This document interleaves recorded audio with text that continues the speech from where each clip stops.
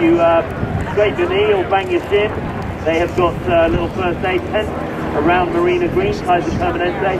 And Charles Schwab also, well, if you drop your money, they will pick it up and sort it out for you. They've come here to help us out and to help out the general public with questions and comments. You can buy your official program from them, but they are volunteers, ladies and gentlemen, 250 of them. They're in their white jackets. Please give them a round of applause. Blue jackets they are. Freezing. You can thank everybody in the white jackets too, that works.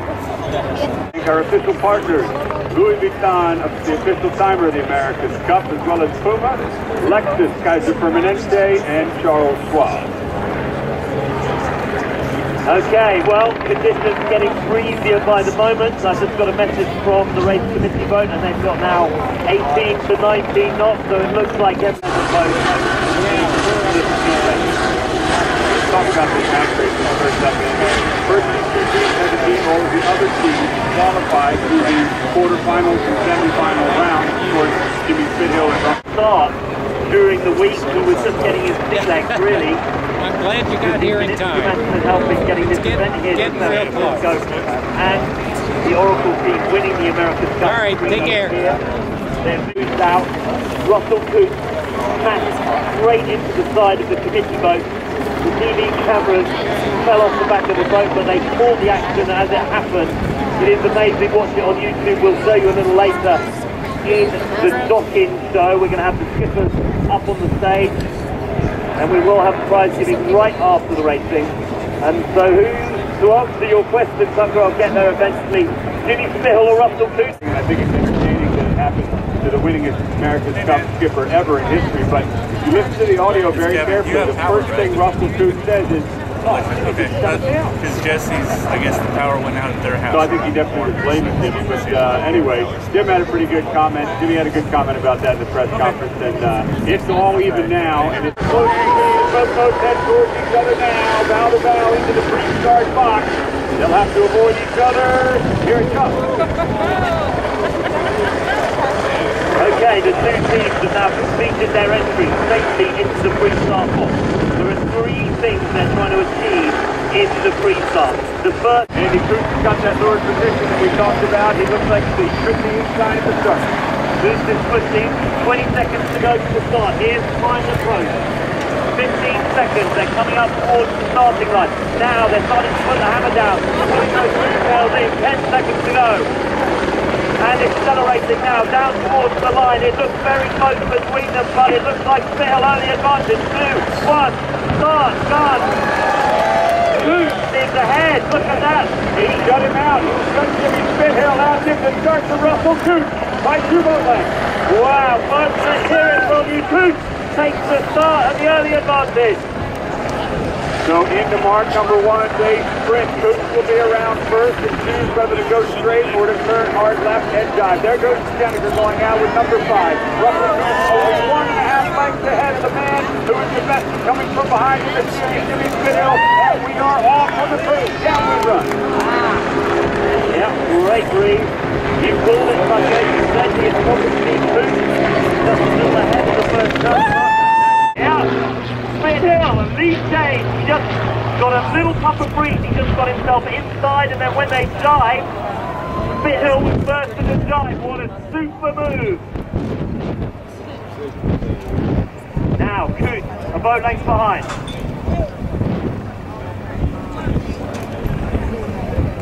So, one of the ways that Spithill was able just to take a little extra advantage is as he crossed. He stole the win from Russell Coutts' sail. So I like the way that Jimmy Spithill has gone here. He's gone offshore. The tide is ebbing. It is going out of San Francisco Bay, and it's going out at about 1.5 to 2 knots.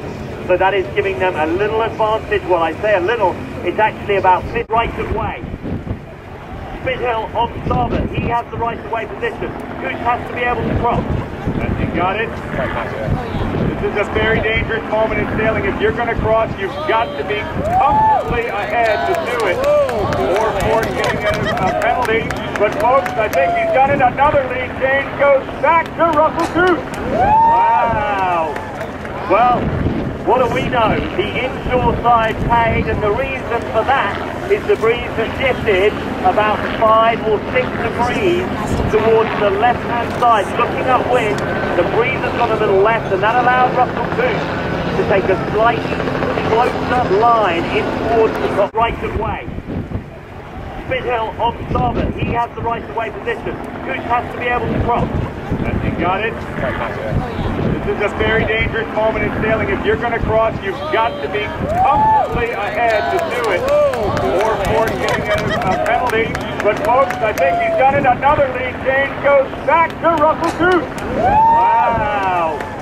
Well, what do we know? The inshore side paid, and the reason for that is the breeze has shifted about 5 or 6 degrees towards the left-hand side. Looking upwind, the breeze has gone a little left, and that allowed Russell Coutts to take a slightly closer line in towards the top. Holds a very handy lead.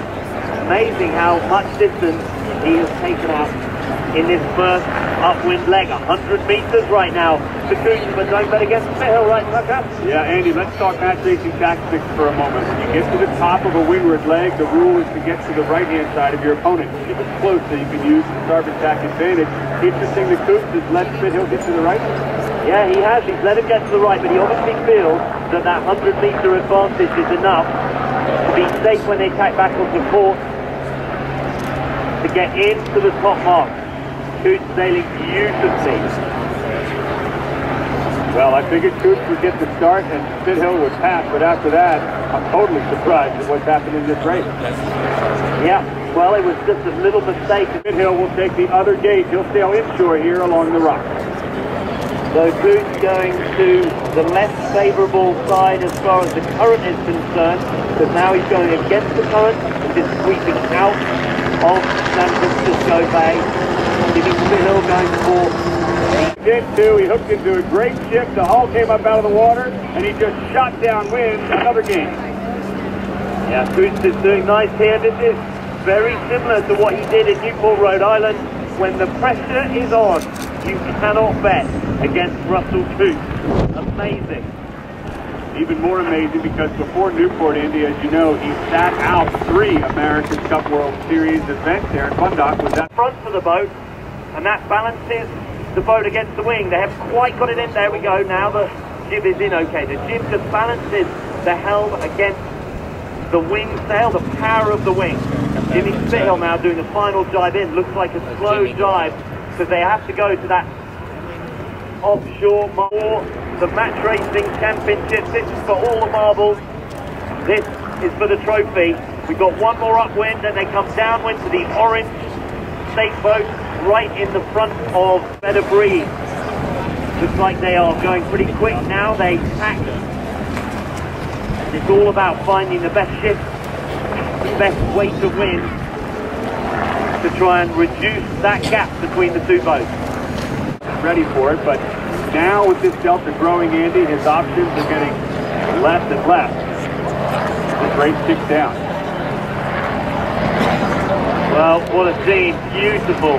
Spectator boats, Golden Gate Bridge, 2 of the best teams in America's Cup racing, sailing the fastest boat. Yeah, and we just talked about the options for Spithill. Well, no sooner do we say that than Coutts has let it go to right, the largest lateral split on the course that we have seen in this race. If Spithill is going to get an advantage, the right-hand side of the ship, the better F-side out there in the deep waters, this would be it. And Coutts is all the way inshore where the breeze is lighter. Yes, Spithill just making a slight gain there, 25 meters. He's just shortening the distance between them. And look at that now, on the offshore position.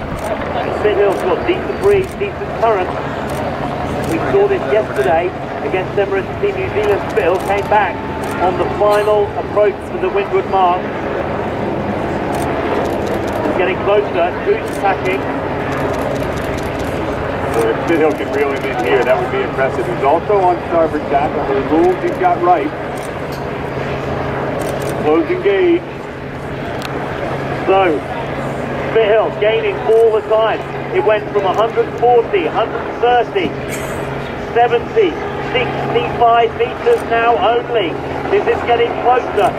Russell Coutts will be starting to look over his shoulder. He'll be starting to worry. The moment of truth. This could be the move of the match right here.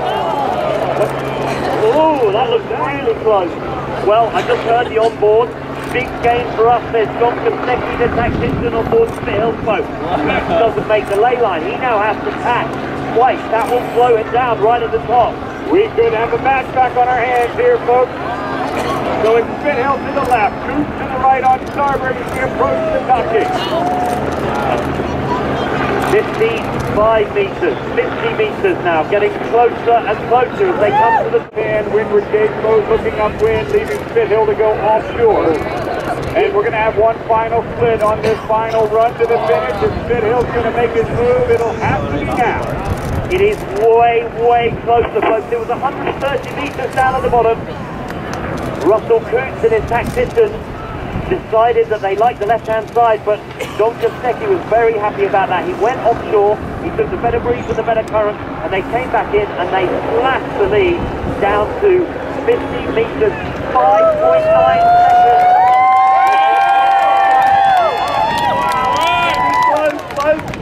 Jimmy Spithill, is he going to come from behind?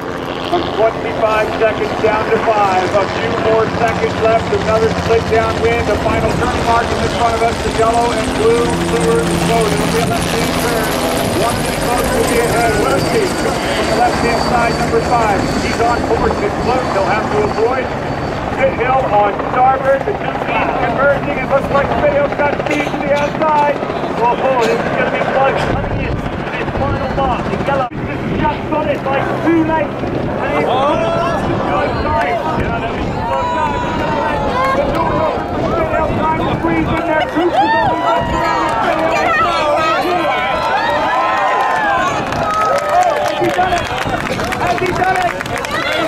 Spithill has done it. Look at that much. He's taken the lead right to the finish. Whoa, no way! Spithill took it on the inside. There is a Yankee flag. There is a protest on the plate. What have the umpires got to say? It's neck and neck to the finish as well. Who's going to win? Absolutely tight as anything.